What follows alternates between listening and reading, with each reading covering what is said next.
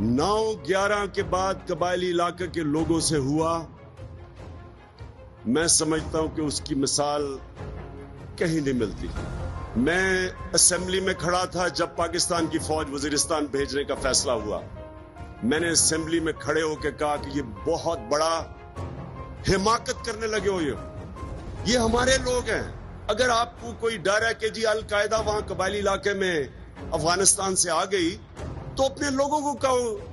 कबाइल का पूरा निजाम इंटैक्ट था। हमने अमेरिकनों के कहने के ऊपर अपनी फौज भेजी।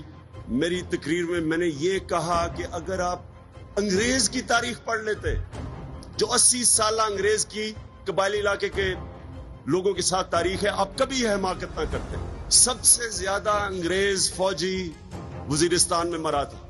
1935 में आधी British Indian army DI Khan में थी, कबायली इलाके के बाहर।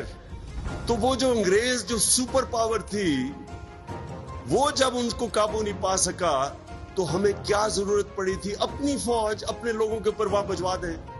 क्योंकि अमेरिका ने ऑर्डर किया था कि जी अल-कायदा हमें पकड़ा के दो, जो हमारी की जिम्मेदारी थी। अल-कायदा ईरान में भी गए, उन्होंने क्यों नहीं मिलिट्री ऑपरेशन शुरू कर दिए अमेरिका के कहने पे। बहुत बड़ी हमने अपने कौम से, पाकिस्तान से और कबायली इलाके के लोगों से हमने बहुत बड़ा जुल्म किया।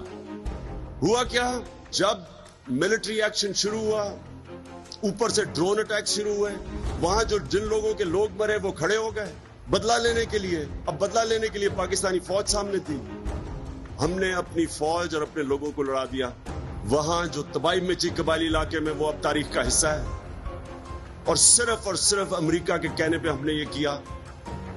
और जब भी इस मुल्क की तारीख लिखी जाएगी और ये हम पीछे देखेंगे, ये बहुत बड़ा हमने जुर्म किया।